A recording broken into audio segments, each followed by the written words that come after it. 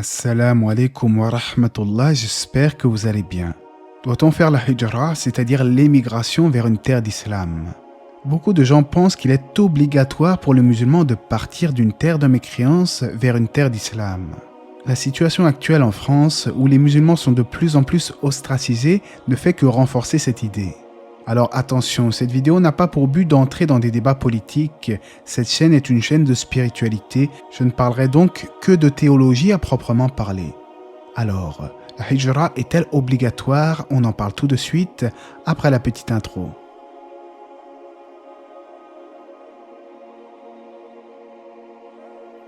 La hijra en arabe renvoie au fait de délaisser quelque chose, de s'exiler. Celui qui a émigré, c'est celui qui a délaissé ce qu'Allah a interdit.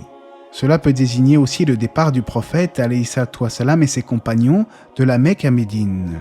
En effet, les musulmans étaient persécutés, torturés pour leur foi au point où la pratique de la religion devenait impossible. Ils ont donc émigré. Les musulmans qui quittèrent la Mecque étaient appelés les muhajirun, c'est-à-dire les émigrés, et les musulmans de Médine convertis à l'islam qui aidèrent les muhajirun étaient quant à eux surnommés les ansar. D'autres musulmans ont émigré également en Abyssinie, dans une terre qui n'était pas musulmane, accueillie par un roi chrétien juste et droit. Aujourd'hui, dans certains pays comme la France, même si nous ne sommes pas forcément torturés pour nos convictions, il devient assez difficile d'extérioriser la religion. C'est alors que certains se demandent parfois, est-ce qu'il nous incombe de partir dans un pays dit musulman? Le principe de base à ce sujet est qu'il faut chercher un lieu qui favorise au mieux notre spiritualité, un endroit où l'on sera plus à même d'effectuer le bien. Comme il est rapporté d'Ibn Taymiyyah, tout lieu où le serviteur est plus obéissant à Allah, le fait qu'il y demeure est mieux. Donc la base voudrait qu'un musulman qui vit dans un pays où il peut pratiquer le bien et préserver sa religion, il peut tout à fait y rester. Cheikh Al-Uthaymin a dit de son côté que la hijra devient obligatoire si deux conditions sont réunies. La première est que le musulman ne puisse être ferme sur sa religion et la deuxième est qu'il ne puisse pas pratiquer sa religion ouvertement. Pour synthétiser, si le musulman vit dans une terre non musulmane où il peut pratiquer ses obligations et extérioriser sa religion sans crainte, alors alhamdulillah. D'ailleurs, Al-Mawardi disait que s'il est possible d'extérioriser sa religion dans un pays non musulman, il est préférable pour cette personne d'y rester dans l'espoir que d'autres gens se tournent vers l'islam. Mais aujourd'hui en France par exemple, il est vrai que l'on peut se poser la question vu que les musulmans sont particulièrement mal vus. Beaucoup se plaignent de ne pas pouvoir accomplir la prière durant son heure ou bien même la prière du vendredi. Ce qu'il faut faire, bien entendu, c'est s'efforcer de trouver un travail où la personne puisse pratiquer ses obligations religieuses. Si un musulman peut extérioriser sa religion en France, en accomplissant notamment sa prière quotidienne, si la musulmane peut porter son voile, alors la base est que la hijra n'est pas forcément obligatoire. La seule chose que je crains personnellement, c'est qu'un jour même la prière devienne interdite dans l'espace public ou que le voile ne soit proscrit.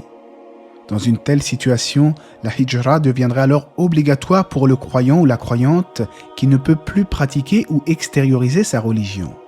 Certains vont peut-être rétorquer, justement, les musulmans doivent s'organiser et voter pour ne pas laisser passer l'extrême droite, il faut faire barrage pour le moindre mal, etc. Comme je l'ai dit en début de vidéo, je ne me prononcerai pas sur des sujets politiques car ce n'est pas mon domaine de prédilection. Malgré tout, même pour le musulman qui peut pratiquer aisément sa religion dans une terre non musulmane, certains savants ont tout de même dit qu'il était recommandé de partir vers une terre d'islam.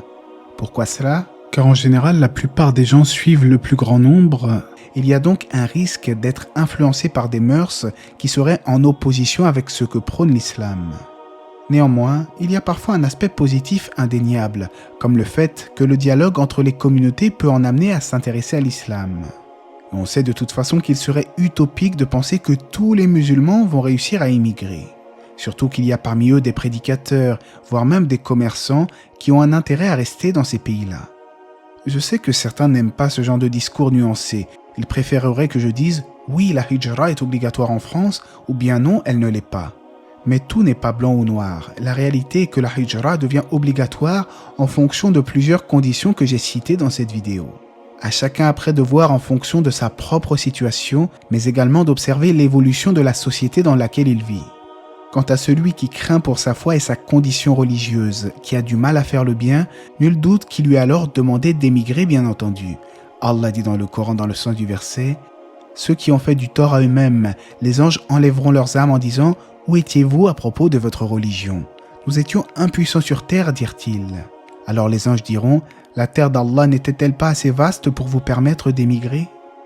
Par contre, il faut faire remarquer que ce verset concerne celui qui est impuissant sur terre et qui n'arrive pas à respecter les conditions précitées.